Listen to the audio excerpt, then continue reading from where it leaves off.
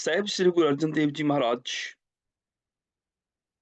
ਪਾਤਸ਼ਾਹ ਜੀ ਦੇ ਪਾਵਨ ਮੁਖਾਰਬਿੰਦ ਤੋਂ ਉਚਾਰਨ ਸਹਿਸਕ੍ਰਿਤੀ ਸ਼ਲੋਕ ਜਿਨ੍ਹਾਂ ਦੀ 67 ਸ਼ਲੋਕਾਂ ਦੀ ਵਿਚਾਰ ਅਸੀਂ ਕਾਫੀ ਲੰਮੇ ਸਮੇਂ ਤੋਂ ਕਰ ਰਹੇ ਸਾਂ। ਲਗਭਗ ਹਰ ਹਫ਼ਤੇ ਇੱਕ ਸ਼ਲੋਕ ਦੀ ਵਿਚਾਰ ਚੱਲਦੀ ਸੀ। ਉਸ ਤੋਂ ਪਹਿਲਾਂ 4 ਸ਼ਲੋਕਾਂ ਦੀ ਅਸੀਂ ਵਿਚਾਰ ਸਾਂਝੀ ਕਰ ਗਏ ਹਾਂ ਤੇ ਅੱਜ ਦੇ ਇਸ ਵਿਸ਼ੇ ਦੇ ਵਿੱਚ ਅਸੀਂ ਇੱਕ ਤੇ ਪਹਿਲੇ 4 ਸ਼ਲੋਕਾਂ ਦੇ ਬਾਰੇ ਕੁਝ ਕੁ ਵਿਚਾਰਾਂ ਸਾਂਝੀਆਂ ਕਰ ਲਈਏ ਅਤੇ ਉਸ ਤੋਂ ਬਾਅਦ ਕਿ ਸਹਿਸਕ੍ਰਿਤੀ ਸ਼ਲੋਕਾਂ ਦਾ ਜੋ ਸਾਰ ਹੈ ਕੁਝ ਕੁ ਮਿੰਟਾਂ ਵਿੱਚ ਉਹਦੀ ਵੀ ਅਸੀਂ ਵਿਚਾਰ ਕਰ ਲਵਾਂਗੇ ਜੀ। ਮੈਂ ਅੱਜ ਬਹੁਤਾ ਸਮਾਂ ਨਹੀਂ ਲਵਾਂਗਾ, ਸੰਖੇਪ ਵਿੱਚ ਹੀ ਅੱਜ ਵਿਚਾਰ ਹੋਏਗੀ। ਸਭ ਤੋਂ ਪਹਿਲਾਂ ਮੈਂ ਆਪ ਜੀ ਨੂੰ ਕੁਝ ਬੀੜਾਂ ਦੇ ਦਰਸ਼ਨ ਕਰਾਉਣਾ ਵਾ। ਆਮ ਤੌਰ ਤੇ ਕੀ ਹੁੰਦਾ ਹੈ ਕਿ ਜਿਸ ਗੁਰੂ ਸਾਹਿਬ ਨੇ ਜਿੰਨੇ ਸ਼ਲੋਕ ਉਚਾਰਨ ਜਾਂ ਸ਼ਬਦ ਉਚਾਰਨ ਕੀਤੇ ਨੇ ਉਹਨਾਂ ਦੇ ਅੰਕ ਦੇ ਦਿੱਤੇ ਜਾਂਦੇ ਨੇ ਔਰ ਅੰਕ ਦੇਣ ਤੋਂ ਬਾਅਦ ਫਿਰ ਅਖੀਰ ਦੇ ਉੱਪਰ ਉਹਨਾਂ ਦਾ ਇੱਕ ਜੋੜ ਲਿਖਿਆ ਜਾਂਦਾ ਵੈ। ਤਕਰੀਬਨ ਇਹ ਤਰਤੀਬ ਹੈ। ਸਾਡੇ ਕੋਲ ਬਹੁਤ ਸਾਰੀਆਂ ਬੀੜਾਂ ਨੇ ਜਿਨ੍ਹਾਂ ਵਿੱਚ ਇਹ ਸਰੂਪ ਸਾਨੂੰ ਮਿਲਦਾ ਹੈਗਾ। 1714 ਏਡੀ ਦੀ ਜਿਹੜੀ ਬੀੜ ਹੈਗੀ ਹੈ, ਔਰੰਗਾਬਾਦ ਦੀ ਬੀੜ ਹੈਗੀ ਹੈ, ਰਾਮ ਰਾਏ ਦੀ ਬੀੜ ਹੈ, ਬਿਧੀ ਚੰਦ ਦੀ ਬੀੜ ਹੈ, ਕਰਤਾਰਪੁਰੀ ਬੀੜ ਹੈ, ਔਰ ਕਿੰਨੀਆਂ ਹੀ ਐਸੀਆਂ ਅਨੇਕਾਂ ਬੀੜਾਂ ਨੇ ਸਾਡੇ ਕੋਲ ਜਿਨ੍ਹਾਂ ਦੇ ਵਿੱਚ ਇਹ ਸਾਰੇ ਨੇਮ ਮਿਲਦੇ ਨੇ। ਮੈਂ ਕੁਝ ਕੁ ਬੀੜਾਂ ਦੇ ਦਰਸ਼ਨ ਕਰਾਉਣਾ। ਆਮ ਤੌਰ ਤੇ ਜਿਹੜੀ ਅਜੋਕੀ ਬੀੜ ਦੇ ਮੁਤਾਬਕ ਹੱਥ ਲਿਖਤ ਬੀੜਾਂ ਸਾਨੂੰ ਮਿਲਦੀਆਂ ਨੇ। ਪਹਿਲਾਂ ਤਾਂ ਮੈਂ ਉਹਦੇ ਆਪ ਜੀ ਨੂੰ ਦਰਸ਼ਨ ਕਰਾ ਦਿਆਂ ਇੱਥੇ। ਆਮ ਤੌਰ ਤੇ ਇਸ ਬੀੜ ਦੇ ਉਤਾਰੇ ਜਿਹੜੇ ਪ੍ਰਚਲਿਤ ਨੇ ਤੇ ਅਸੀਂ ਸਿਰਫ ਸ਼ਲੋਕ ਦੇਖ ਰਹੇ ਹਾਂ। ਇੱਥੇ ਮੈਂ ਸ਼ਲੋਕਾਂ ਦੀ ਗੱਲ ਕਰ ਰਿਹਾ। ਇਹਦੇ ਵਿੱਚ ਗੁਰੂ ਨਾਨਕ ਸਾਹਿਬ ਜੀ ਦਾ ਸ਼ਲੋਕ ਆਰੰਭ ਹੈ ਸਹਿਸਕ੍ਰਿਤੀ ਸ਼ਲੋਕਾਂ ਵਿੱਚ। ਪੜ ਪੁਸਤਕ ਸੰਧਿਆ ਬਾਦੰ ਸਿਲ ਪੂਜਸ ਬਗੁਲ ਸਮਾਦੰ। ਔਰ ਜਦੋਂ ਇਹ ਸ਼ਲੋਕ ਸੰਪੂਰਨ ਹੁੰਦਾ ਹੈ ਇੱਥੇ ਬਿਨ ਸਤਿਗੁਰ ਪਾਠ ਨਾ ਪਾਵੇ 1 ਨੰਬਰ ਅੰਕ ਦਿੱਤਾ ਗਿਆ ਹੈ। ਇਸ ਤੋਂ ਅੱਗੇ ਕੋਈ ਵੀ ਸਿਰਲੇਖ ਨਹੀਂ ਦਿੱਤਾ ਹੋਇਆ ਅਗਲੇ ਸ਼ਲੋਕ ਤੇ ਕਿ ਮਹਿਲਾ ਦੂਜਾ ਹੈ ਜਾਂ ਕੁਛ ਹੈ।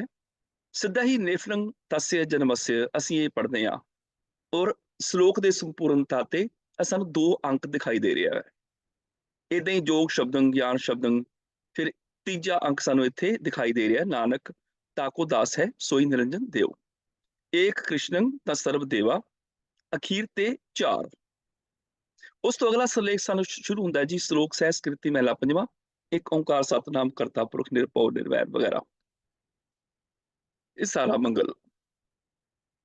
ਉਸ ਤੋਂ ਅੱਗੇ ਜਦੋਂ ਅਸੀਂ ਆਹ ਬੀੜ ਦੇਖਦੇ ਹਾਂ ਇਹਦੇ ਵਿੱਚ ਵੀ ਕੀ ਹੈਗਾ। ਇਹਦੇ ਵਿੱਚ ਪਹਿਲਾਂ ਭਗਤ ਕਬੀਰ ਜੀ ਦੇ ਸ਼ਲੋਕ ਦਿੱਤੇ ਗਏ। ਸ਼ਲੋਕਾਂ ਤੋਂ ਬਾਅਦ ਜਦੋਂ ਆਹ ਸ਼ਬਦ ਦਿੱਤੇ ਗਏ ਨਾ, ਸ਼ਲੋਕ ਸਹਿਸਕ੍ਰਿਤੀ ਮਹਿਲਾ ਪਹਿਲਾ ਪੜ ਪੁਸਤਕ ਸਦਿਆਂ ਬਾਦੰ। ਆਹ ਦੇਖੋ ਧਿਆਨ ਨਾਲ ਵੀ ਕਾਟੇ ਫੇਰੇ ਹੋਏ ਨੇ। ਹੜਤਾਲ ਨਹੀਂ ਮਾਰੀ ਉਹਨਾਂ ਨੇ, ਕਾਟੇ ਮਾਰੇ ਹੋਏ ਨੇ। ਕਿਉਂ? ਕਿਉਂਕਿ ਇਹ ਜਿਹੜੀ ਤਰਤੀਬ ਗਲਤ ਸੀ। ਭਗਤ ਕਬੀਰ ਜੀ ਦੇ ਸ਼ਲੋਕਾਂ ਤੋਂ ਬਾਅਦ ਭਗਤ ਫਰੀਦ ਜੀ ਦੇ ਸ਼ਲੋਕ ਚਾਹੀਦੇ ਨੇ। ਆਹ ਭਗਤ ਫਰੀਦ ਜੀ ਦੇ ਸ਼ਲੋਕ ਨੇ ਜੀ ਜਿਤ ਦਿਹਾੜੈ ਧਨਵਰੀ। ਜਿਹੜੇ ਸਹਿਸਕ੍ਰਿਤੀ ਸ਼ਲੋਕ ਸਨ ਉਹ ਪੰਚਮ ਪਾਤਸ਼ਾਹ ਦੇ ਪਿੱਛੇ ਆ ਚੁੱਕੇ ਸਨ ਪਰ ਉਹਦੇ ਵਿੱਚ ਆਹ ਸ਼ਲੋਕ ਦਰਜ ਕਰਨੇ ਰਹਿ ਗਏ ਸੀ ਤੇ ਇਹ ਜਦੋਂ ਅਖੀਰ ਤੇ ਦਰਜ ਕੀਤੇ ਇਹਨਾਂ ਨੇ ਸ਼ਲੋਕ ਦੇ ਵਿੱਚ ਜਗ੍ਹਾ ਬਚੀ ਸੀ ਇੱਥੇ ਦਰਜ ਕੀਤੇ। ਬਾਅਦ ਵਿੱਚੋਂ ਕਿਸੇ ਨੇ ਹੋ ਸਕਦਾ ਓਬਜੈਕਸ਼ਨ ਕੀਤਾ ਹੋਵੇ ਵੀ ਇੱਥੇ ਗਲਤ ਹੈ, ਵੀ ਇਹਦਾ ਸਥਾਨ ਨਹੀਂ ਹੈ। ਇੱਥੇ ਫਿਰ ਕਾਟੇ ਮਾਰੇ ਗਏ। ਕਾਟੇ ਮਾਰਨ ਤੋਂ ਬਾਅਦ ਫਿਰ ਉਹਨਾਂ ਨੂੰ ਦੂਸਰੀ ਥਾਂ ਦੇ ਉੱਪਰ ਜਿਹੜਾ ਉਹ ਦਰਜ ਕੀਤਾ ਗਿਆ। ਮੈਂ ਹੁਣੇ ਦਿਖਾ ਦਿੰਦਾ ਇੱਥੇ। ਆਹ ਦੇਖੋ ਜੀ ਸ਼ਲੋਕ ਸਹਿਸਕ੍ਰਿਤੀ ਮਹਿਲਾ 5ਵਾਂ। ਇਹਦੇ ਵਿੱਚ ਜਿਹੜੇ ਸ਼ਲੋਕ ਚੱਲ ਰਹੇ ਨੇ ਕਤੰਗ ਚ ਮਾਤਾ ਕਤੰਗ ਚ ਪਿਤਾ। ਉੱਪਰ ਜਿਹੜੀ ਥਾਂ ਬਚੀ ਸੀ ਫਿਰ ਉਹਦੇ ਉੱਪਰ ਸ਼ਲੋਕ ਇਹਨਾਂ ਨੇ ਲਿਖ ਦਿੱਤੇ। ਜਿਸ ਕਿਸੇ ਨੇ ਵੀ ਇਹ ਬੀੜ ਜਿਹੜੀ ਲਿਖੀ ਹੈਗੀ ਹੈ ਉਹਦੇ ਉੱਪਰ ਸ਼ਲੋਕ ਲਿਖੇ। ਉਹਦੇ ਵਿੱਚ ਵੀ ਬਿਨ ਸਤਿਗੁਰੂ ਬਾਟ ਨਾ ਪਾਵਿਆ ਦੇਖੋ 1 ਅੰਕ ਦਿਖਾਈ ਦੇ ਰਿਹਾ। ਉਸ ਤੋਂ ਅੱਗੇ ਨੇਫਲੰਗ ਤस्य ਜਨਮस्य ਜਾਵਦ ਬ੍ਰਹਮਣਾ ਬਿੰਦਤੇ।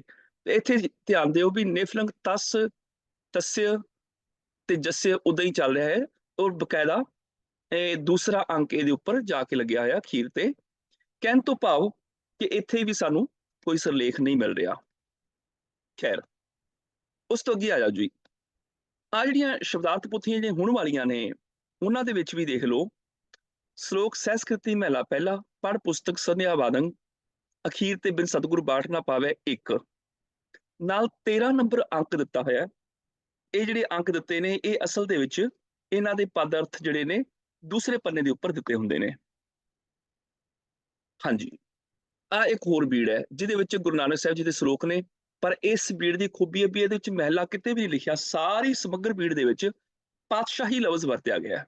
ਸੋ ਸ਼ਲੋਕ ਸਹਿਸਕ੍ਰਿਤੀ ਪਾਤਸ਼ਾਹੀ ਪਹਿਲੀ ਪੜ ਪੁਸਤਕ ਸੰਧਿਆ ਬਾਦਨ, ਕਿਉਂਕਿ ਪਾਤਸ਼ਾਹੀ ਇਸ ਕਰਕੇ ਪਹਿਲੀ ਪੜਨਾ ਪਏਗਾ। ਬਿਨ ਸਤਿਗੁਰੂ ਬਾਠ ਨਾ ਪਾਵੇ, ਇੱਕ ਅੰਕ ਆ ਗਿਆ। ਨੇਫਲੰਗ ਤस्य ਜਨਮस्य ਕਰਦਿਆਂ ਕਰਦਿਆਂ ਆ ਦੂਜਾ ਅੰਕ ਆ ਗਿਆ ਜੀ। ਅੱਗੋਂ ਆ ਗਿਆ ਸ਼ੁਰੂ ਜੋਗ ਸ਼ਬਦੰ ਗਿਆਨ ਸ਼ਬਦੰ, ਫਿਰ ਆ ਤੀਜਾ ਅੰਕ ਆ ਗਿਆ ਏ ਕ੍ਰਿਸ਼ਨੰ ਸਰਬ ਦੇਵਾ, ਆ ਚੌਥਾ ਅੰਕ ਆ ਗਿਆ। ਉਸ ਤੋਂ ਅੱਗੇ ਫਿਰ ਇੱਕ ਓੰਕਾਰ ਸਤਿਗੁਰ ਪ੍ਰਸਾਦ, ਸ਼ਲੋਕ 12 ਤੇ ਵਧੀਕ ਪਾਤਸ਼ਾਹੀ ਪਹਿਲੀ ਤੰਗੀ ਪਹਿਰੀ। ਇੱਥੇ ਪੜ ਪੁਸਤਕ ਸੰਧਿਆ ਬਾਦਨ ਗੁਰੂ ਨਾਨਕ ਸਾਹਿਬ ਦੇ ਸ਼ਲੋਕ ਦੇ ਕੇ ਚਾਰ, ਇਹਦੇ ਵਿੱਚ ਦਿੱਤਾ ਨਹੀਂ ਵੀ ਗੁਰੂ ਅੰਗਦ ਦੇਵ ਪਾਤਸ਼ਾਹ ਦੇ ਵੀ ਸ਼ਲੋਕ ਨੇ। ਅੱਗੋਂ 12 ਤੇ ਵਧੀਕ ਬਾਣੀ ਸ਼ੁਰੂ ਹੋ ਜਾਂਦੀ ਹੈ। ਇੱਧਰ ਆ ਜਾਓ ਜੀ, ਇੱਕ ਹੋਰ ਬੀੜ ਦੇ ਵਿੱਚ ਜੈਜਵੰਤੀ ਰਾਗ ਸੰਪੂਰਨ ਹੋਇਆ ਤੇ ਜੈਜਵੰਤੀ ਰਾਗ ਦੇ ਚਾਰ ਸ਼ਬਦ ਗੁਰੂ ਤੇਗ ਬਹਾਦਰ ਸਾਹਿਬ ਜੀ ਦੇ ਮੁਖਾਰਬਿੰਦ ਤੋਂ ਉਚਾਰਨ ਪੂਰੇ ਹੋਏ। ਅੱਗੋਂ ਸੰਪੂਰਨ ਜਿਹੜਾ ਮੰਗਲ ਹੈਗਾ ਜੀ, ਸ਼ਲੋਕ ਸਹਿਸਕ੍ਰਿਤੀ ਮਹਿਲਾ ਪਹਿਲਾ ਪੜ ਪੁਸਤਕ ਸੰਧਿਆ ਬਾਦਨ, ਇਹਦੇ ਵਿੱਚ ਵੀ ਬਿਨ ਸਤਿਗੁਰੂ ਬਾਠ ਨਾ ਪਾਵੇ ਤੋਂ ਬਾਅਦ ਆ ਇੱਕ ਅੰਕ ਲਿੱਤਾ ਹੋਇਆ ਜੀ ਇੱਥੇ। ਉਸ ਤੋਂ ਅੱਗੇ ਆ ਗਿਆ ਜੀ ਨੇਫਲੰਗ ਤस्य ਜਨਮस्य, ਏਦਾਂ ਹੀ ਦੂਜਾ ਅੰਕ, ਤੀਜਾ ਅੰਕ, ਚੌਥਾ ਅੰਕ, ਚਾਰ ਅੰਕ, ਚਾਰ ਸ਼ਲੋਕ ਪੂਰੇ ਹੋਏ। ਸ਼ਲੋਕ ਸਹਿਸਕ੍ਰਿਤੀ ਮਹਿਲਾ ਪੰਜਵਾਂ, ਫਿਰ ਸੰਪੂਰਨ ਮੰਗਲ ਦੇ ਕੇ ਕਤੰਗ ਚ ਮਾਤਾ ਕਤੰਗ ਚ ਪਿਤਾ, ਇਸ ਤਰ੍ਹਾਂ ਆ ਗਿਆ ਜੀ। ਇਸ ਤੋਂ ਅੱਗੇ ਚਲੀਏ ਜੀ, ਇੱਕ ਹੋਰ ਬੀੜ ਹੈਗੀ ਹੈ ਜਿਹਦੇ ਵਿੱਚ ਸੰਪੂਰਨ ਮੰਗਲ ਉੱਪਰ ਦਿੱਤਾ ਹੋਇਆ ਵੈ, ਔਰ ਹਾਂਜੀ ਸੰਪੂਰਨ ਮੰਗਲ ਜਿਹੜਾ ਉੱਪਰ ਦਿੱਤਾ ਹੋਇਆ। ਉਸ ਤੋਂ ਬਾਅਦ ਸ਼ਲੋਕ ਸਹਿਸਕ੍ਰਿਤੀ ਮਹਿਲਾ ਪਹਿਲਾ ਪੜ ਪੁਸਤਕ ਸੰਧਿਆ ਬਾਦਨ, ਸਿਲ ਪੂਜਸ ਬਗੁਲ ਸੰਬਾਦਨ। ਅੱਗੇ ਜਾ ਕੇ ਬਿਨ ਸਤਿਗੁਰ ਬਾਟ ਨਾ ਪਾਵੇ, ਇੱਕ ਅੰਕ ਆ ਗਿਆ ਜੀ ਸਭ ਤੋਂ ਅਖੀਰਲੀ ਲਾਈਨ ਚ ਥੱਲੇ, ਨੇਫਲੰਗ ਤस्य ਜਨਮस्य। ਅੱਗੋਂ ਫਿਰ ਜਾਵਤ ਬ੍ਰਹਮਣਾ ਬਿੰਦ ਤੇ ਅਗਲੇ ਪੰਨੇ ਦੇ ਉੱਪਰ, ਔਰ ਇੱਥੇ ਵੀ ਚਾਰ ਜਦੋਂ ਸ਼ਲੋਕ ਪੂਰੇ ਹੋ ਗਏ, ਚਾਰ ਅੰਕ ਇੱਥੇ ਆ ਗਏ ਨੇ ਜੀ। ਉਸ ਤੋਂ ਅੱਗੇ ਸ਼ਲੋਕ ਸਹਿਸਕ੍ਰਿਤੀ ਮਹਿਲਾ ਪੰਜਵਾਂ ਸ਼ੁਰੂ ਹੋ ਜਾਂਦਾ ਜੀ, ਕਤੰਗ ਚ ਮਾਤਾ ਕਤੰਗ ਚ ਪਿਤਾ, ਬਕਾਇਦਾ ਸੰਪੂਰਨ ਮੰਗਲ ਇੱਥੇ ਦਿੱਤਾ ਹੋਇਆ ਵੈ। ਹਾਂਜੀ, ਜਿਹੜੀ ਮੈਂ ਗੱਲ ਕਰਨੀ ਹੈ ਮੈਂ ਅੱਗੇ ਚੱਲ ਕੇ ਕਰਾਂਗਾ, ਹਜੇ ਮੈਂ ਸਿਰਫ ਆਪ ਜੀ ਨੂੰ ਇਹ ਦਰਸ਼ਨ ਕਰਾ ਰਿਹਾ ਵਾਂ ਹੱਥ ਲਿਖਤ ਬੀੜਾਂ ਦੇ। ਇਹ ਸੰਪੂਰਨ ਮੰਗਲ ਆ ਗਿਆ ਜੀ, ਇੱਕ ਓੰਕਾਰ ਤੋਂ ਲੈ ਕੇ ਗੁਰਪ੍ਰਸਾਦ ਤੱਕ। ਸ਼ਲੋਕ ਸਹਿਸਕ੍ਰਿਤੀ ਮਹਿਲਾ ਪਹਿਲਾ ਪੜ ਪੁਸਤਕ ਸੰਧਿਆ ਬਾਦਨ। ਚਲਦਿਆਂ ਚਲਦਿਆਂ ਇੱਕ ਅੰਕ ਇੱਥੇ ਸੰਪੂਰਨ ਹੋਇਆ, ਇੱਕ ਸ਼ਲੋਕ। ਨੇਫਲੰਗ ਇੱਥੇ ਤस्य ਤੇ ਜੱਸੇ ਨਹੀਂ ਆ ਰਿਹਾ ਹੈਗਾ, ਇੱਥੇ ਨਾ ਤस्य ਦੇ ਸੱਸੇ ਦੇ ਪੈਰ ਚ ਜਿਹਾ ਹੈਗਾ, ਜਨਮस्य ਦੇ ਸੱਸੇ ਦੇ ਪੈਰ ਚ ਦਾ ਇਹ ਹੈਗਾ, ਜਾਵਦ ਬ੍ਰਹਮਣਾ ਬਿੰਦ ਤੇ। ਇਸੇ ਤਰ੍ਹਾਂ ਹੀ ਆ ਦੋ ਸ਼ਲੋਕ ਪੂਰੇ ਹੋਏ, ਫਿਰ ਆ ਤਿੰਨ ਸ਼ਲੋਕ ਪੂਰੇ ਹੋ ਗਏ, ਫਿਰ ਆ ਚਾਰ ਸ਼ਲੋਕ ਪੂਰੇ ਹੋ ਗਏ। ਚਾਰ ਸ਼ਲੋਕ ਪੂਰੇ ਹੋਣ ਤੋਂ ਬਾਅਦ ਸੰਪੂਰਨ ਮੰਗਲ, ਫਿਰ ਸ਼ਲੋਕ ਸਹਿਸਕ੍ਰਿਤੀ ਮਹਿਲਾ ਪੰਜਵਾਂ, ਕਤੰਗ ਚ ਮਾਤਾ। ਇੱਥੇ ਕੱਕੇ ਦੇ ਉੱਪਰ ਵੀ ਟਿੱਪੀ ਪਾਈ ਹੋਈ ਹੈ, ਇੱਧਰ ਵੀ ਕੱਕੇ ਦੇ ਉੱਪਰ ਟਿੱਪੀ ਪਾਈ ਹੋਈ ਹੈ, ਕਤੰਗ ਚ ਪਿਤਾ।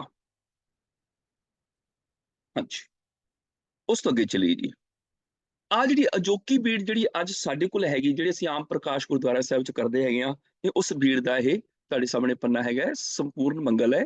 ਸ਼ਲੋਕ ਸਹਿਸਕ੍ਰਿਤੀ ਮਹਿਲਾ ਪਹਿਲਾ ਪੜ ਪੁਸਤਕ ਸੰਧਿਆ ਬਾਦਨ। ਜਦੋਂ ਇਹ ਸੰਪੂਰਨ ਹੋਇਆ ਸ਼ਲੋਕ, ਬਿਨ ਸਤਿਗੁਰੂ ਬਾਟ ਨਾ ਪਾਵੇ, ਅੱਗੇ ਇੱਕ ਅੰਕ ਆ ਗਿਆ, ਫਿਰ ਨੇਫਲੰਗ ਤस्य ਜਨਮस्य ਜਾਵਦ ਬ੍ਰਹਮਣਾ ਬਿੰਦ ਤੇ ਦੂਜਾ ਸ਼ਲੋਕ, ਤੀਜਾ ਸ਼ਲੋਕ ਤੇ ਚੌਥਾ ਸ਼ਲੋਕ। ਫਿਰ ਇਹਦੇ ਵਿੱਚ ਕੀ ਕੀਤਾ ਹੈ, ਸਾਰੀਆਂ ਅਸੀਂ ਬੀੜਾਂ ਦੇਖ ਕੇ ਆਏ ਆ, ਸਾਰਿਆਂ ਦੇ ਉੱਪਰ ਮੰਗਲ ਹੈ, ਥੱਲੇ ਦਿੱਤਾ ਹੈ ਸ਼ਲੋਕ ਸਹਿਸਕ੍ਰਿਤੀ ਮਹਿਲਾ ਪੰਜਵਾਂ। ਜਿੰਨੀਆਂ ਵੀ ਅਸੀਂ ਦੇਖ ਕੇ ਆਏ ਆ ਜੀ, ਉਹਨਾਂ ਚ ਤੁਸੀਂ ਦੇਖ ਸਕਦੇ ਹੈਗੇ ਹੋ। ਆ ਦੇਖੋ ਜੀ, ਸ਼ਲੋਕ ਸਹਿਸਕ੍ਰਿਤੀ ਮਹਿਲਾ ਪੰਜਵਾਂ, ਇਹਦੇ ਵਿੱਚ ਪਹਿਲਾਂ ਆਇਆ ਵੈ, ਬਾਅਦ ਵਿੱਚ ਮੰਗਲ ਹੈ। ਇਹਦੇ ਵਿੱਚ ਪਹਿਲਾ ਮੰਗਲ ਹੈ, ਬਾਅਦ ਵਿੱਚ ਸ਼ਲੋਕ ਮਹਿਲਾ ਪਹਿਲਾ ਵੈ, ਇਹਦੇ ਵਿੱਚ ਵੀ ਪਹਿਲਾ ਮੰਗਲ ਹੈ, ਤੇ ਇੱਥੇ ਅਸੀਂ ਦੇਖ ਕੇ ਗਏ ਸੀਗੇ, ਇਹਦੇ ਵਿੱਚ ਵੀ ਪਹਿਲਾ ਮੰਗਲ ਹੈ।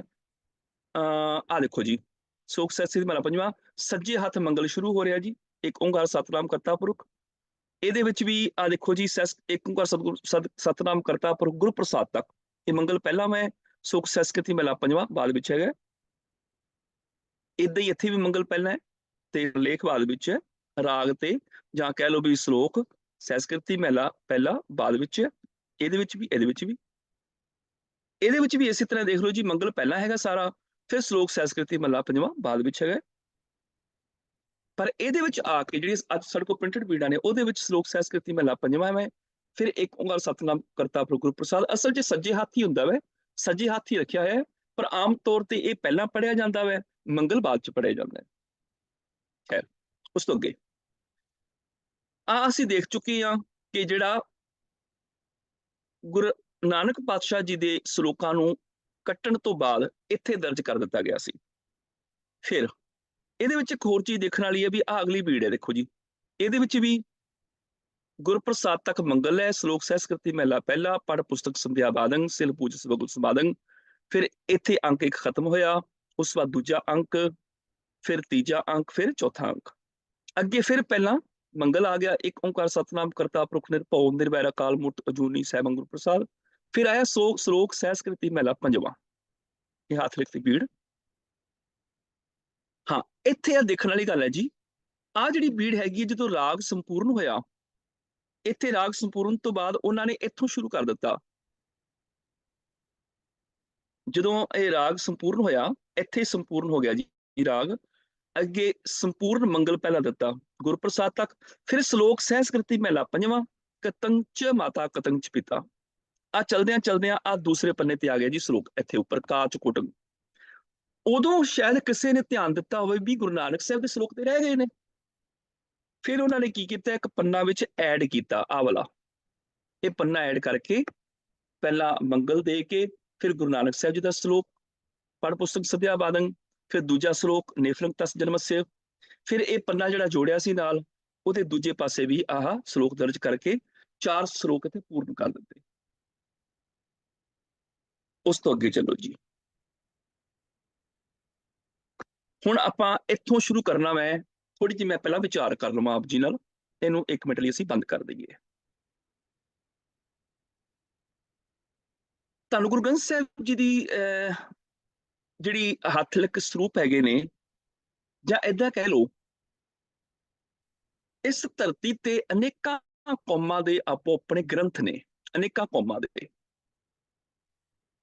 ਔਰ ਬਾਕੀ ਕੌਮਾਂ ਦੇ ਗ੍ਰੰਥਾਂ ਨਾਲੋਂ ਗੁਰੂ ਗ੍ਰੰਥ ਸਾਹਿਬ ਦੇ ਵਿੱਚ ਇੱਕ ਬਹੁਤ ਵੱਡਾ ਅੰਤਰ ਹੈਗਾ। ਬਾਕੀ ਕੌਮਾਂ ਦੇ ਗ੍ਰੰਥ ਜਿਹੜੇ ਨੇ, ਉਹਨਾਂ ਦੇ ਪੈਗੰਬਰਾਂ ਨੇ ਲਿਖੇ ਨਹੀਂ, ਉਹ ਬਾਅਦ ਵਿੱਚ ਉਹਨਾਂ ਦੇ ਅਨੁਯਾਈਆਂ ਵੱਲੋਂ ਲਿਖੇ ਗਏ ਨੇ।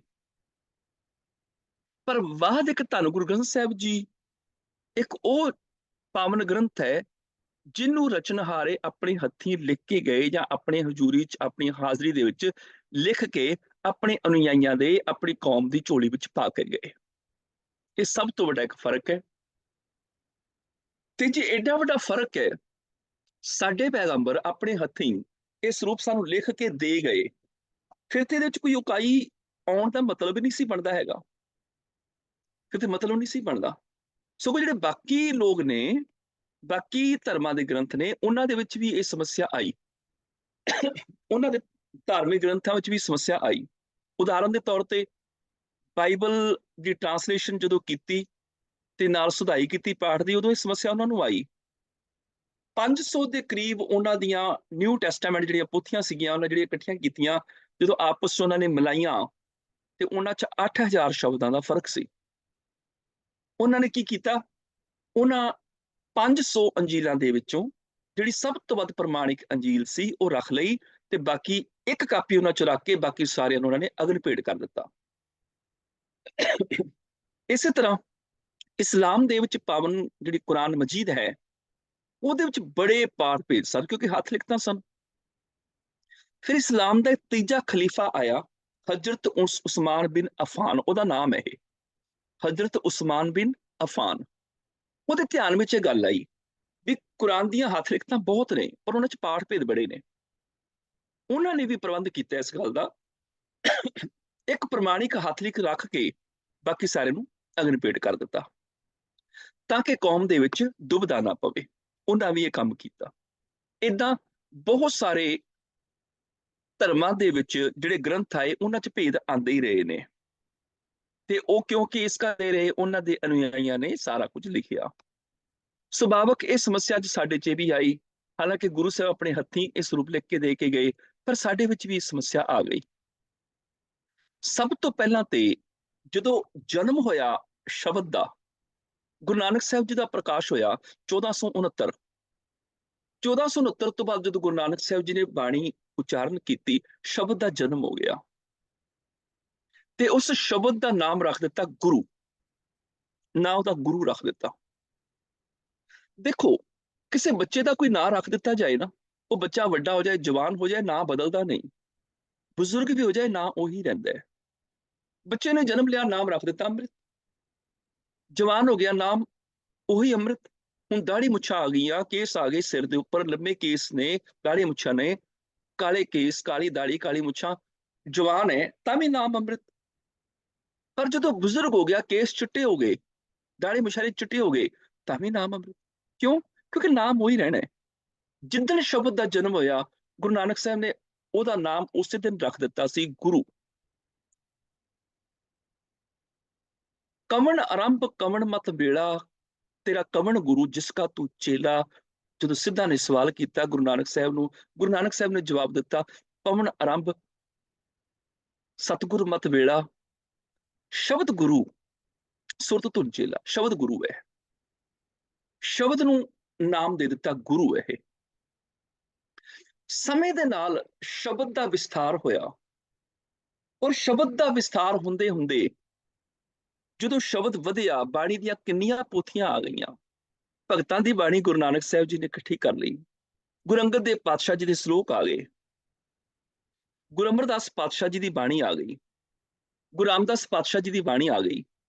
ਜਦੋਂ ਸਾਰੀ ਬਾਣੀ ਇਕੱਠੀ ਹੋਈ, ਗੁਰੂ ਰਾਮਦਾਸ ਪਾਤਸ਼ਾਹ ਨੂੰ ਪੁੱਛੋ, ਇਹ ਜਿਹੜੀ ਬਾਣੀ, ਏਡੀ ਸਾਰੇ ਏਡੇ ਗ੍ਰੰਥ ਨੇ ਬਾਣੀ ਦੇ, ਇਹਨਾਂ ਦਾ ਨਾਂ ਕੀ ਹੈ? ਗੁਰੂ ਅਮਰਦਾਸ ਪਾਤਸ਼ਾਹ ਨੇ ਕਿਹਾ, ਨਾਮ ਉਹੀ ਜਿਹੜਾ ਗੁਰੂ ਨਾਨਕ ਸਾਹਿਬ ਰੱਖ ਕੇ ਗਏ ਨੇ, ਨਾਂ ਥੋੜੇ ਬਦਲਿਆ ਜਾਏਗਾ।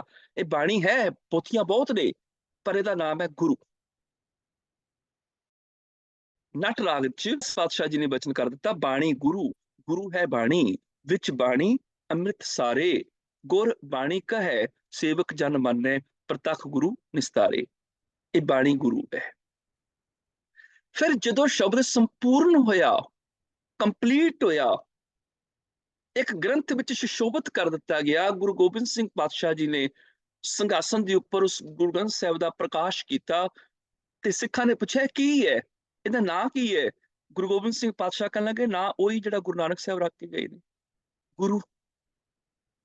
ਪਹਿਲਾਂ ਸ਼ਬਦ ਸੀ, ਉਦੋਂ ਵੀ ਗੁਰੂ ਸੀ। ਜਦੋਂ ਸ਼ਬਦ ਦਾ ਵਿਸਥਾਰ ਹੋਇਆ, ਬਾਣੀ ਦੀਆਂ ਪੋਥੀਆਂ ਬਣੀਆਂ, ਉਹ ਬਾਣੀ ਦੀਆਂ ਪੋਥੀਆਂ ਵੀ ਗੁਰੂ। ਤੇ ਅੱਜ ਜਦੋਂ ਗੁਰਤਾ ਗੱਦੀ ਤੇ ਸੁਸ਼ੋਭਿਤ ਹੋ ਗਏ, ਅੱਜ ਵੀ ਦਾ ਨਾਮ ਗੁਰੂ ਹੈ, ਧੰਨ ਗੁਰੂ ਗ੍ਰੰਥ ਸਾਹਿਬ।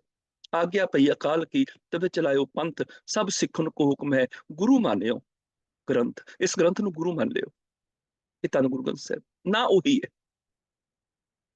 ਹੁਣ ਜਦੋਂ ਗੁਰੂ ਗ੍ਰੰਥ ਸਾਹਿਬ ਦਾ ਸਰੂਪ ਜਿਹੜਾ ਹੈ ਹੱਥ ਲਿਖਤ ਹੈ, ਔਰ ਇਸ ਸਰੂਪ ਦੇ ਵਿੱਚ ਲਗਭਗ ਸਾਰਿਆਂ ਮਹਾਂਪੁਰਖਾਂ ਦੀ ਬਾਣੀ ਦੇ ਵਿੱਚ ਦਰਜ ਹੈ, ਔਰ ਇਹ ਸਰੂਪ ਜਿਹੜਾ ਹੈ ਸਨ 1708 ਦੇ ਵਿੱਚ ਗੁਰਤਾ ਗੱਦੀ ਨੂੰ ਪ੍ਰਾਪਤ ਹੋਇਆ, ਭਾਵ ਗੁਰਤਾ ਗੱਦੀ ਦੇ ਉੱਪਰ ਗੁਰੂ ਗ੍ਰੰਥ ਸਾਹਿਬ ਜੀ ਬਿਰਾਜਮਾਨ ਹੋਏ। 1469 ਤੋਂ ਸ਼ਬਦ ਦਾ ਸਫ਼ਰ ਸ਼ੁਰੂ ਹੋਇਆ। 1604 ਦੇ ਵਿੱਚ ਗੁਰੂ ਅਰਜਨ ਦੇਵ ਪਾਤਸ਼ਾਹ ਜੀ ਨੇ ਸਾਰੀ ਬਾਣੀ ਇਕੱਠੀ ਕਰਕੇ ਆਦਿ ਗ੍ਰੰਥ ਸਾਹਿਬ ਦੀ ਸੰਪਾਦਨਾ ਕੀਤੀ। 1604 ਸਨ ਤੋਂ ਬਾਅਦ 1676 ਦੇ ਲਗਭਗ ਗੁਰੂ ਤੇਗ ਬਹਾਦਰ ਪਾਤਸ਼ਾਹ ਜੀ ਦੀ ਬਾਣੀ ਦਰਜ ਇਕੱਠੀ ਹੋਈ, ਜੋ ਗੁਰੂ ਤੇਗ ਬਹਾਦਰ ਪਾਤਸ਼ਾਹ ਨੇ ਬਾਣੀ ਉਚਾਰੀ। ਉਸ ਤੋਂ ਬਾਅਦ 1708 ਦੇ ਵਿੱਚ ਜਿਹੜਾ ਪ੍ਰਕਾਸ਼ ਹੋਇਆ, ਉਹ ਗੁਰੂ ਗੋਬਿੰਦ ਸਿੰਘ ਪਾਤਸ਼ਾਹ ਜੀ ਨੇ ਗੁਰੂ ਤੇਗ ਬਹਾਦਰ ਸਾਹਿਬ ਜੀ ਦੀ ਸਾਰੀ ਬਾਣੀ, ਸ਼ਬਦ, ਸ਼ਲੋਕ ਉਹ ਦਰਜ ਕਰ ਦਿੱਤੇ, ਤੇ 1708 ਦੇ ਵਿੱਚ ਗੁਰੂ ਗ੍ਰੰਥ ਸਾਹਿਬ ਜੀ ਨੂੰ ਗੁਰਤਾ ਗੱਦੀ ਬਖਸ਼ ਦਿੱਤੀ।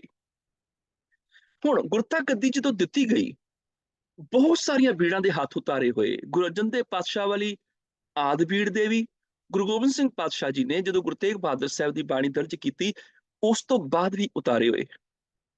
ਸੁਭਾਵਕ ਜਦੋਂ ਜੰਗਲਾਂ ਪਹਾੜਾਂ 'ਚ ਚਲੇ ਗਏ, ਸਰੂਪ ਜਿਹੜੇ ਉਹ ਗੁਰਦੁਆਰਿਆਂ 'ਚ ਰਹਿ ਗਏ, ਉਹਨਾਂ ਗੁਰਦੁਆਰਿਆਂ ਦੀ ਸੇਵਾ ਸੰਭਾਲ ਨਿਰਮਲਿਆਂ ਤੇ ਉਦਾਸੀਆਂ ਨੇ ਕੀਤੀ, ਤੇ ਕੋਈ ਸਰੂਪ ਜਿਹੜੇ ਜੰਗਲ ਚਲੇ ਜਾ ਕੇ ਸਿੱਖ ਪਾਠ ਕਰਦੇ ਸਨ, ਸਮਾਂ ਮਿਲਣ ਦੇ ਉੱਪਰ ਉਹਨਾਂ ਦਾ ਉਤਾਰਾ ਵੀ ਕਰ ਲੈਂਦੇ ਸਨ।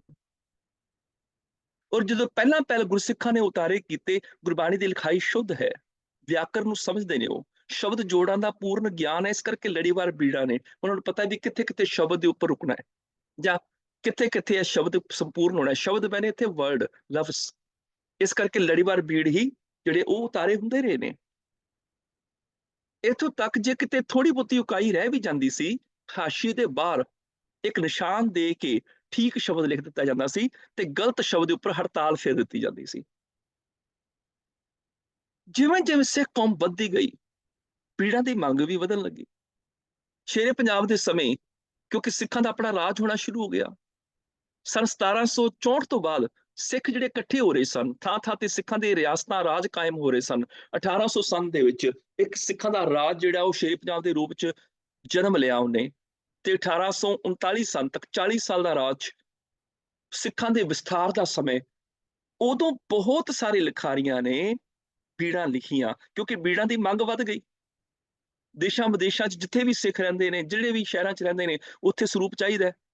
ਤੇ ਬਹੁਤ ਸਾਰੇ ਲਿਖਾਰੀਆਂ ਨੇ ਉਦੋਂ ਗੁਰੂ ਗ੍ਰੰਥ ਸਾਹਿਬ ਦੀ ਬੀੜ ਲਿਖਣ ਨੂੰ ਆਪਣੀ ਰੋਜ਼ੀ ਰੋਟੀ ਦਾ ਸਾਧਨ ਬਣਾ ਲਿਆ, ਪ੍ਰੋਫੈਸ਼ਨਲੀ ਉਹ ਕਰਨ ਲੱਗੇ। ਤੇ ਸੁਭਾਵਕ ਜਦੋਂ ਉਹਨਾਂ ਦੀ ਰੋਜ਼ੀ ਰੋਟੀ ਦਾ ਮਸਲਾ ਆ ਗਿਆ, ਉਤਾਰੇ ਕੀਤੇ ਤੇ ਅਸ਼ੁੱਧੀਆਂ ਆਈਆਂ, ਉਹਨਾਂ ਨੂੰ ਸੋਧਣ ਦੀ ਪਰੰਪਰਾ ਖਤਮ ਹੋ ਗਈ।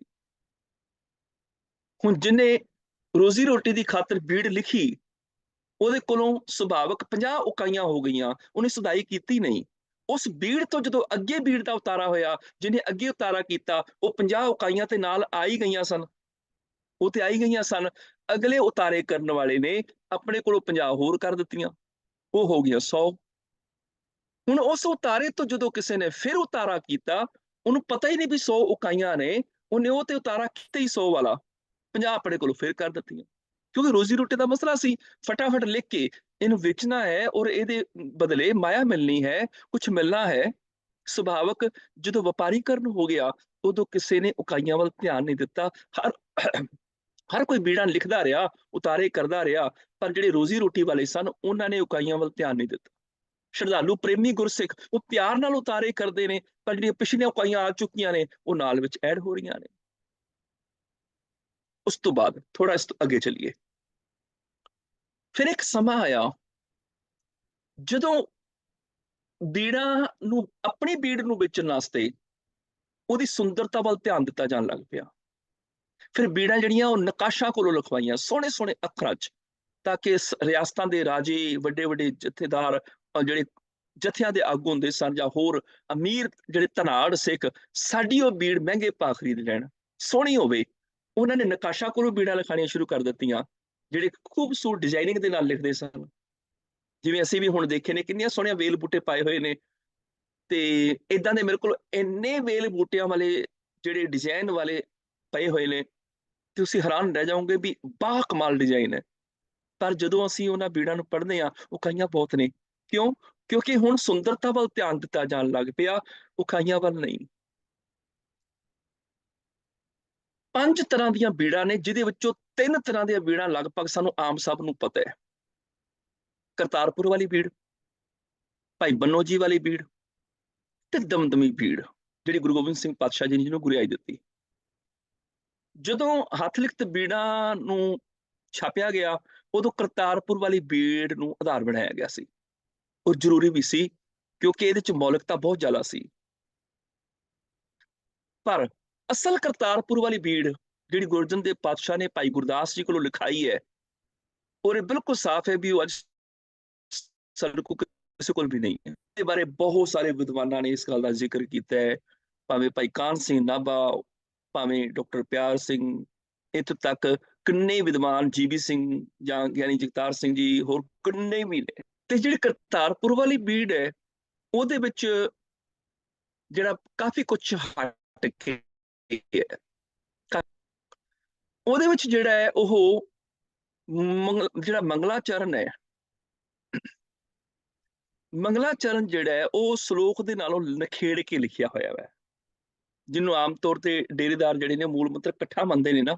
ਗੁਰੂ ਪ੍ਰਸਾਦ ਤੱਕ ਅਲੱਗ ਹੈ, ਜਪ ਅਲੱਗ ਹੈ, ਉਸ ਤੋਂ ਬਾਅਦ ਆਸਾ ਜੁਗਾਸਾ ਸ਼ਲੋਕ ਅਲੱਗ ਦਿੱਤਾ ਹੋਇਆ ਹੈ।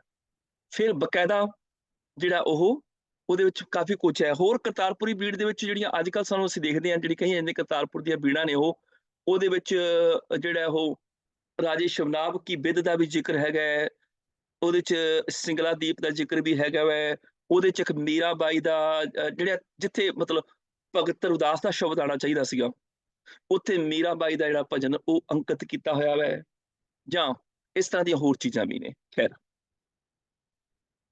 ਉਸ ਤੋਂ ਇਲਾਵਾ ਅੱਗੇ ਚੱਲਦੇ ਆਪਾਂ। ਜਦੋਂ ਇਹ ਬੀੜਾਂ ਪ੍ਰਿੰਟਡ ਹੋਣੀਆਂ ਸ਼ੁਰੂ ਹੋਈਆਂ, ਹਾਲਾਂਕਿ ਮੈਂ 2 ਬੀੜਾਂ ਦਾ ਹੋਰ ਜ਼ਿਕਰ ਕਰ ਦੇਵਾਂ। ਜਿਹੜੀਆਂ ਬਹੁਤ ਪ੍ਰਮਾਣਿਕ ਨੇ, ਜਿਨ੍ਹਾਂ ਵੱਲ ਧਿਆਨ ਸਾਡਾ ਬਹੁਤ ਘੱਟ ਜਾਂਦਾ ਹੈ।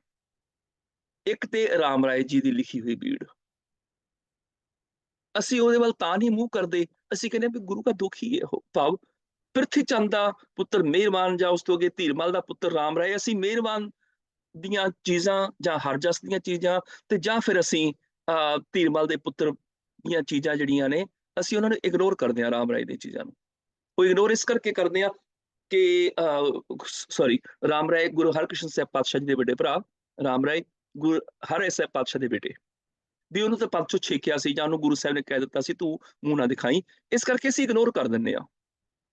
ਪਰ ਜਿਹੜੇ ਰਾਮ ਰਾਏ ਗੁਰੂ ਘਰ 'ਚ ਰਹਿੰਦੇ ਨੇ, ਸਿਆਣੇ ਨੇ, ਸਮੇਂ ਦੇ ਬਾਦਸ਼ਾਹ ਨਾਲ ਚਰਚਾ ਕਰਨ ਜਾ ਰਹੇ ਨੇ, ਵਿਦਵਾਨ ਨੇ, ਸੁਭਾਵਕ ਉਹਨਾਂ ਵੱਲੋਂ ਲਿਖੀ ਬੀੜ ਤੇ ਜਿਹੜੀ ਬੜੀ ਹੀ ਜ਼ਿਆਦਾ ਪ੍ਰਮਾਣਿਕ ਮੰਨੀ ਜਾਏਗੀ।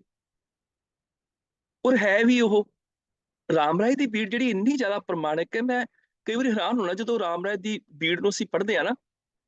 ਉਹ ਬੀੜ ਲਿਖੀ ਗਈ ਹੈ ਸਨ 1695 ਸਨ ਦੇ ਵਿੱਚ, ਕਿਉਂਕਿ ਉਸ ਬੀੜ ਦੇ ਉੱਪਰ ਸੰਮਤ ਲਿਖਿਆ ਹੈ 1752। ਸੰਮਤ ਨੂੰ ਸਾਲਾਂ ਦੇ ਵਿੱਚ ਕੱਢਣਾ ਹੋਵੇ, ਸਨ ਦੇ ਵਿੱਚ ਕੱਢਣਾ ਹੋਵੇ, ਈਸਵੀ ਸਨ ਦੇ ਵਿੱਚ, ਤੇ ਸੰਮਤ ਵਿੱਚੋਂ 57 ਸਾਲ ਘਟਾ ਦਿੱਤੇ ਜਾਂਦੇ ਨੇ। ਰਾਮ ਰਾਏ ਦੀ ਬੀੜ ਵਿੱਚ 1752 ਸੰਮਤ ਬਕਾਇਦਾ ਉੱਪਰ ਦਿੱਤਾ ਹੋਇਆ ਹੈ। ਮੈਂ ਇੱਥੇ ਦਿਖਾ ਸਕਦਾ ਆਪ ਜੀ ਨੂੰ ਵੀਡੀਓ ਲਈ। ਤੇ ਉਹਦੇ ਵਿੱਚੋਂ ਜਦੋਂ ਅਸੀਂ ਈਸਵੀ ਸਨ ਕੱਢਦੇ ਹਾਂ 1695 ਈਸਵੀ ਸਨ, ਬਕਾਇਦਾ ਉੱਪਰ ਇਹ ਵੀ ਲਿਖਿਆ ਹੈ, ਜਪ ਜਿਹੜਾ ਹੈ ਸ਼੍ਰੀ ਗੁਰੂ ਰਾਮਦਾਸ ਪਾਤਸ਼ਾਹ ਕੀ ਦਸਤਖਤ ਕਾ ਨਕਲ ਹੈ। ਭਾਵ ਗੁਰੂ ਰਾਮਦਾਸ ਪਾਤਸ਼ਾਹ ਜਿਹੜੇ ਦਸਤਖਤ ਨੇ ਉਹਨਾਂ ਦੀ ਨਕਲ ਬਕਾਇਦਾ ਸਿੱਧੀ ਸਿੱਧੀ, ਇਹਦਾ ਮਤਲਬ ਕਿ ਭਾਈ ਗੁਰਦਾਸ ਵਾਲੀ ਬੀੜ ਦੀ ਨਕਲ ਹੈ। ਇਸ ਤੋਂ ਇਲਾਵਾ ਉਹਦੇ ਵਿੱਚ ਮੰਗਲ ਸੱਜੇ ਪਾਸੇ ਲਿਖਿਆ ਹੋਇਆ ਹੈ, ਤੇ ਕਿਤੇ ਮੰਗਲ ਤੋਂ ਬਾਅਦ ਕੋਈ ਹੋਰ ਚੀਜ਼ ਐਡ ਨਾ ਹੋਵੇ, ਉਹ ਪੂਰੀਆਂ ਲਕੀਰਾਂ ਖਿੱਚ ਕੇ ਹਾਸ਼ੀ ਦੇ ਨਾਲ ਜੁੜੀਆਂ ਹੋਈਆਂ ਨੇ। ਜਪ ਜਿਹੜਾ ਸਿਰਲੇਖ ਉਹ ਦੋ ਡੰਡੀਆਂ ਦੇ ਵਿਚਕਾਰ ਰੱਖ ਕੇ ਖੱਬੇ ਹੱਥ ਲਿਖਿਆ ਹੋਇਆ ਹੈ।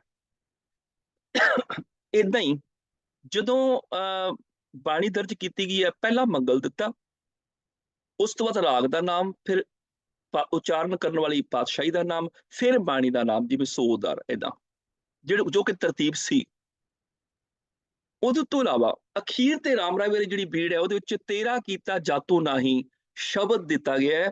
ਔਰ ਉਸ ਸ਼ਬਦ ਨੂੰ ਦੇਣ ਤੋਂ ਬਾਅਦ ਜਦੋਂ ਸਮਾਪਤੀ ਕੀਤੀ ਤੇ ਨਾਲ ਅਖੀਰ ਤੇ ਇੱਕ ਤੁਕ ਲਿਖ ਦਿੱਤੀ ਹੈ, ਇਹ ਭੋਗ ਸ਼੍ਰੀ ਆਦਿ ਗ੍ਰੰਥ ਜੀ ਹੈ।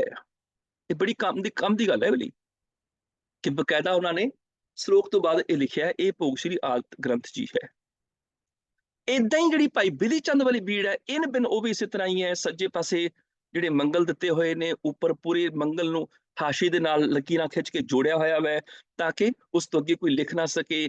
ਉਦਾਂ ਹੀ ਪਹਿਲਾ ਮੰਗਲ ਹੈ, ਫਿਰ ਰਾਗ ਹੈ, ਫਿਰ ਪਾਤਸ਼ਾਹੀ ਹੈ, ਫਿਰ ਅੱਗੋਂ ਸਰਲੇਖ ਹੈ। ਬਿਲਕੁਲ ਸੇਮ ਇਨਮੈਨ ਜਿਹੜਾ ਭਾਈ ਬਿਧੀ ਚੰਦ ਵਾਲਾ ਸਰੂਪ ਇਸੇ ਤਰ੍ਹਾਂ ਹੈ। ਖੈਰ, ਇਸ ਤੋਂ ਅੱਗੇ 1864 ਤੱਕ ਸਾਰੀਆਂ ਬੀੜਾਂ ਹੱਥ ਨਾਲ ਲਿਖੀਆਂ ਜਾਂਦੀਆਂ ਰਹੀਆਂ। ਉਤਾਰਿਆਂ ਦੇ ਉਤਾਰੇ, ਅੱਗੋਂ ਫਿਰ ਉਤਾਰੇ, ਅੱਗੋਂ ਫਿਰ ਉਤਾਰੇ, ਏਦਾਂ ਹੀ ਚੱਲਦੇ ਰਹੇ। ਉਸ ਸਮੇਂ ਲਾਹੌਰ ਦੇ ਇੱਕ ਪ੍ਰਕਾਸ਼ਕ ਸੀ ਲਾਲਾ ਹਰਸੁਖ ਰਾਏ, ਇਹਨਾਂ ਵੱਲੋਂ ਬੇਨਤੀ ਕੀਤੀ ਕਿ ਦਰਬਾਰ ਸਾਹਿਬ ਆ ਕੇ ਪੁਜਾਰੀਆਂ ਨੂੰ, ਕਿਉਂਕਿ ਪੁਜਾਰੀਵਾਦ ਸੀ ਉਸ ਸਮੇਂ 'ਚ, ਉਦੋਂ ਪੁਜਾਰੀ ਸਾਰਾ ਕੰਮ ਸਾਂਭ ਰਹੇ ਸਨ, ਮਹੰਤ ਆਦਿ ਇੱਕ ਦੂਜੇ ਤੀਜੇ। ਉਹਨਾਂ ਨੇ ਕਿਹਾ ਵੀ ਮੈਂ ਪੱਥਰ ਦੇ ਛਾਪੇ ਤੇ ਬੀੜ ਛਾਪਣੀ ਹੈ, ਤੇ ਦੱਸੋ ਵੀ ਕਿਹੜੀ ਬੀੜ ਛਾਪਾਂ। ਉਸ ਸਮੇਂ ਉਹ 3 ਬੀੜਾਂ ਸਾਹਮਣੇ ਲੈ ਕੇ ਆਏ, ਭਾਈ ਬੰਨੋ ਜੀ ਵਾਲੀ ਬੀੜ, ਭਾਈ ਗੁਰਦਾਸ ਵਾਲੀ ਬੀੜ, ਜਿਹਨੂੰ ਕਰਤਾਰਪੁਰ ਵਾਲੀ ਕਹਿੰਦੇ ਅਸੀਂ, ਇੱਕ ਦਮਦਮੇ ਸਾਹਿਬ ਵਾਲੀ। ਹੁਣ ਇਸ ਗੱਲ ਦਾ ਫੈਸਲਾ ਤੇ ਵਿਦਵਤਾ ਨਾਲ ਕਰਨਾ ਸੀ ਨਾ, ਸੋਚ ਸਮਝ ਕੇ, ਸਾਰੇ ਨਿਯਮਾਂ ਨੂੰ ਧਿਆਨ 'ਚ ਰੱਖ ਕੇ, ਗੁਰਬਾਣੀ ਦੀ ਪ੍ਰਮਾਣਿਕਤਾ ਨੂੰ ਚੈੱਕ ਕਰਕੇ ਵੀ ਕਿਹੜੀ ਬੀੜ ਜਿਹੜੀ ਪ੍ਰਮਾਣਿਕ ਹੈ, ਗੁਰੂ ਸਾਹਿਬ ਦੇ ਜ਼ਮਾਨੇ ਦੀ ਹੈ।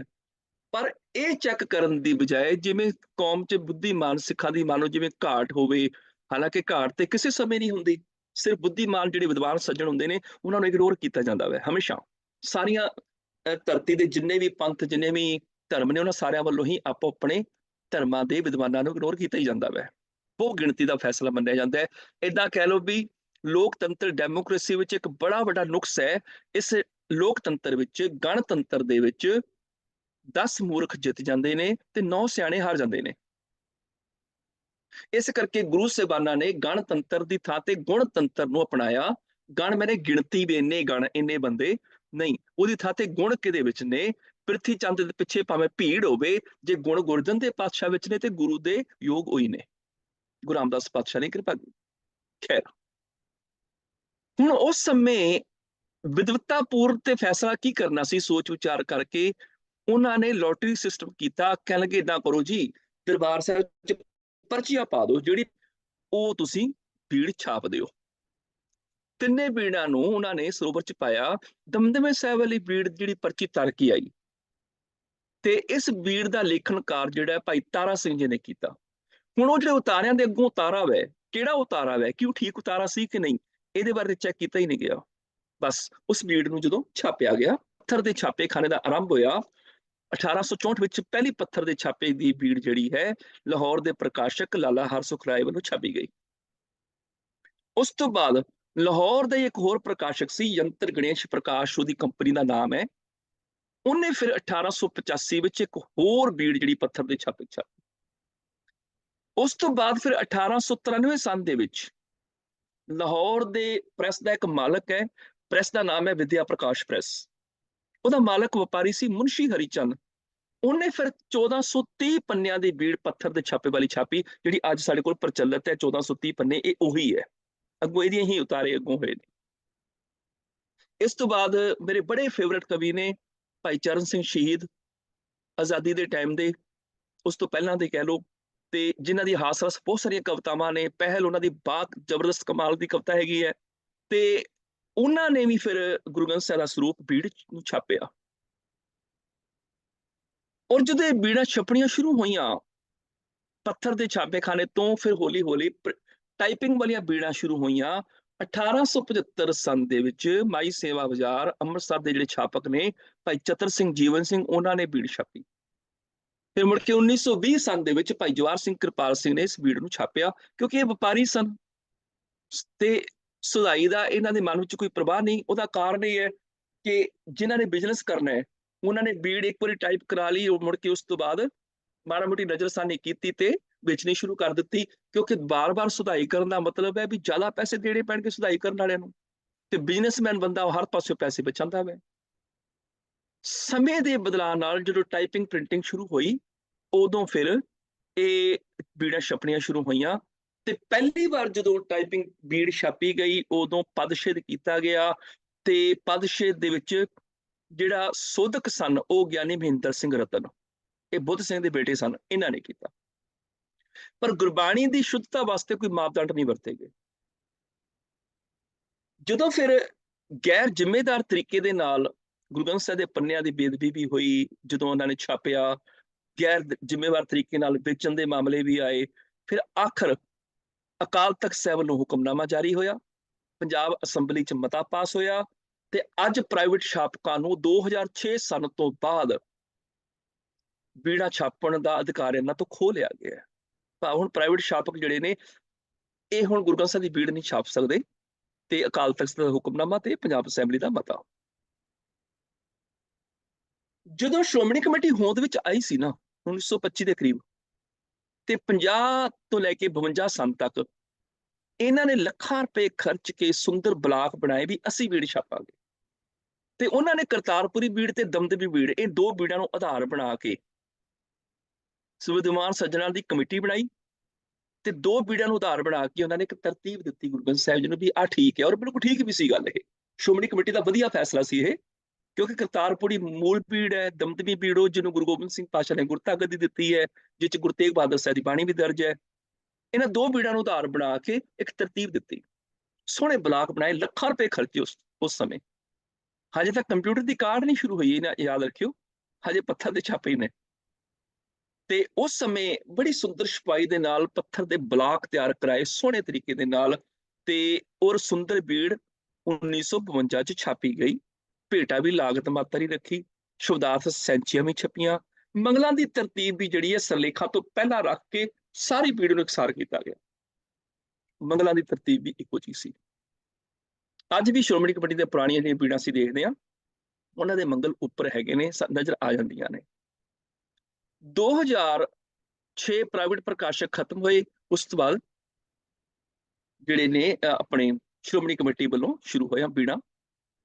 ਔਰ ਇਹਦੇ ਨਾਲ ਹੀ 1960 ਦੇ ਵਿੱਚ ਸ਼੍ਰੋਮਣੀ ਕਮੇਟੀ ਵੱਲੋਂ ਇੱਕ ਕਿਤਾਬਚਾ ਛਾਪਿਆ ਗਿਆ ਸੀ, ਜ਼ਰੂਰੀ ਵਾਕਫੀਅਤ। ਉਹਦੇ ਵਿੱਚ ਵਿਦਵਾਨ ਸੱਜਣਾ ਨੇ ਜਿਹੜੀ ਸ਼੍ਰੋਮਣੀ ਕਮੇਟੀ ਵੱਲੋਂ ਛਾਪੀ ਗਈ ਸੀ ਪੀੜ, ਉਸ ਸੰਬੰਧੀ ਇਕੱਤਰਤਾਵਾਂ ਹੋਈਆਂ ਸੀਗੀਆਂ, ਔਰ ਬਕਾਇਦਾ ਬਹੁਤ ਸਾਰੇ ਵਿਦਵਾਨ ਇਕੱਠੇ ਹੋਏ ਸਨ। ਪ੍ਰਿੰਸੀਪਲ ਹਰਭਜਨ ਸਿੰਘ ਜੀ ਕਮੇਟੀ ਦੇ ਵਧੀਕ ਸਕੱਤਰ ਸੀ। ਉਹਨਾਂ ਨੇ ਆਪਣੀ ਸ਼੍ਰੋਮਣੀ ਕਮੇਟੀ ਵੱਲੋਂ 1960 ਦੇ ਵਿੱਚ ਕਿਤਾਬਤਾ ਛਾਪ ਕੇ ਵੰਡਿਆ ਗਿਆ ਸੀ ਸੰਗਤਾਂ ਦੇ ਸਨਮੁਖ, ਤੇ ਉਹਦੇ ਵਿੱਚ ਦੱਸਿਆ ਸੀ ਕਿ ਇਸ ਬੀੜ ਵਿੱਚ 700 ਦੇ ਕਰੀਬ ਪਾਠ ਭੇਦ ਨੇ, ਜਿਹੜੇ ਠੀਕ ਕਰਕੇ ਅਸੀਂ ਨਵੀਂ ਬੀੜੀ ਦੀ ਛਪਾਈ ਕੀਤੀ ਹੈਗੀ ਹੈ। ਉਹਨਾਂ ਨੇ ਇਹ ਗੱਲ ਦੁਨੀਆ ਨੂੰ ਦੱਸੀ, ਕਿਉਂਕਿ ਪ੍ਰਾਈਵੇਟ ਛਾਪਕ ਜਿਹੜੇ ਵਿਰੋਧ ਕਰ ਰਹੇ ਸਨ ਵੀ ਸ਼੍ਰੋਮਣੀ ਕਮੇਟੀ ਕਿਉਂ ਛਾਪਣ ਲੱਗੀ ਹੁਣ ਬੀੜ, ਫਿਰ ਉਹਨਾਂ ਨੇ ਦੱਸਿਆ ਵੀ ਪਹਿਲੀਆਂ ਬੀੜਾਂ 'ਚ 700 ਪਾਠ ਭੇਦ ਸਨ, ਜਿਹਦੇ ਕਰਕੇ ਅਸੀਂ ਤਰਤੀਬ ਦੇ ਕੇ ਹੁਣ ਨਵੀਂ ਬੀੜ ਛਾਪ ਦਿੱਤੀ ਹੈ। ਇਸ ਤੋਂ ਅੱਗੇ ਹੁਣ ਜਦੋਂ ਨਵੀਂ ਬੀੜ ਛਾਪੀ, ਪ੍ਰਾਈਵੇਟ ਪ੍ਰਕਾਸ਼ਕਾਂ ਨੇ ਤੇ ਸੁਭਾਵਕ ਵਿਰੋਧ ਕਰਨਾ ਸੀ, ਉਹਨਾਂ ਦਾ ਬਿਜ਼ਨਸ ਮਾਰ ਰਿਹਾ ਹੈ। ਚੀਫ ਖਾਲਸਾ ਦੀਵਾਨ ਤੇ ਕੁਝ ਡੇਰੇਦਾਰਾਂ ਨੇ ਉਹਨਾਂ ਨੂੰ ਵਿੱਚ ਲੈ ਕੇ ਇੱਕ ਪਾਰਟੀ ਵੀ ਬਣਾ ਲਿਆ। ਆਪੋਜੀਸ਼ਨ ਖੜੀ ਹੋ ਗਈ ਕਿ ਸ਼੍ਰੋਮਣੀ ਕਮੇਟੀ ਨੇ ਜੀ ਪਾਣੀ ਬਦਲ ਦਿੱਤੀ ਹੈ, ਇਹ ਤਰਤੀਬ ਕਰਤਾਰਪੁਰੀ ਬੀੜ ਮੁਤਾਬਕ ਨਹੀਂ ਹੈਗੀ। ਤੇ ਬਹੁਤ ਸਾਰੀਆਂ ਮੀਟਿੰਗਾਂ ਹੋਈਆਂ, ਬਾਬਾ ਹਰਕ੍ਰਿਸ਼ਨ ਸਿੰਘ ਜੀ, ਪ੍ਰੋਫੈਸਰ ਸਾਹਿਬ ਸਿੰਘ ਜੀ, ਸਰਦਾਰ ਹਰਨਾਮ ਸਿੰਘ ਜੱਜ ਜਿਹੜੇ ਹਾਈ ਕੋਰਟ ਦੇ ਸਨ, ਡਾਕਟਰ ਗੰਡਾ ਸਿੰਘ ਜੀ, ਪ੍ਰਿੰਸੀਪਲ ਤੇਜਾ ਸਿੰਘ ਜੀ, ਬੜੇ ਵਿਦਵਾਨ ਸਮੇਂ-ਸਮੇਂ ਭਾਗ ਲੈਂਦੇ ਰਹੇ ਇਹਨਾਂ ਮੀਟਿੰਗਾਂ 'ਚ।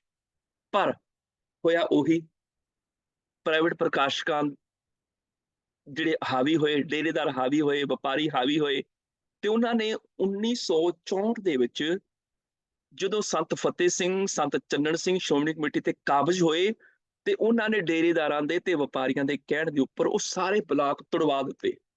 ਜਿਹੜੀ ਬੜੀ ਸੋਹਣੀ ਤਰਤੀਬ ਬਣ ਗਈ ਸੀ, ਉਹ ਸਾਰੇ ਬਲਾਕ ਤੁੜਵਾ ਦਿੱਤੇ ਤੇ ਬੇਤਰਤੀਬੀ ਦੇ ਨਾਲ ਗੁਰੂ ਗ੍ਰੰਥ ਸਾਹਿਬ ਦੀ ਛਪਾਈ ਮੁੜ ਕੇ ਸ਼ੁਰੂ ਕਰਾ ਦਿੱਤੀ। ਫਿਰ ਬੇਤਰਤੀਬੀ ਸ਼ੁਰੂ ਹੋਈ। ਉਸ ਤੋਂ ਬਾਅਦ ਇਹ ਸਨ 1964 ਤੋਂ ਬਾਅਦ ਬੇਤਰਤੀਬੀ ਸ਼ੁਰੂ ਹੋਈ।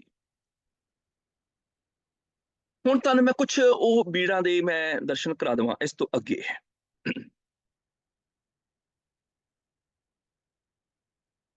ਮੈਂ ਉਹਨਾਂ ਬੀੜਾਂ ਨੂੰ ਮੈਂ ਸਿਰਫ ਇਹ ਆਪਣਾ ਸਹਿਸਕ੍ਰਿਤੀ ਸਰੋਕਾਂ ਦੀ ਗੱਲ ਚੱਲ ਰਹੀ ਹੈ, ਇਸ ਕਰਕੇ ਸਹਿਸਕ੍ਰਿਤੀ ਸਰੋਕਾਂ ਦਾ ਹੀ ਮੈਂ ਦੱਸਦੇ ਹਾਂ।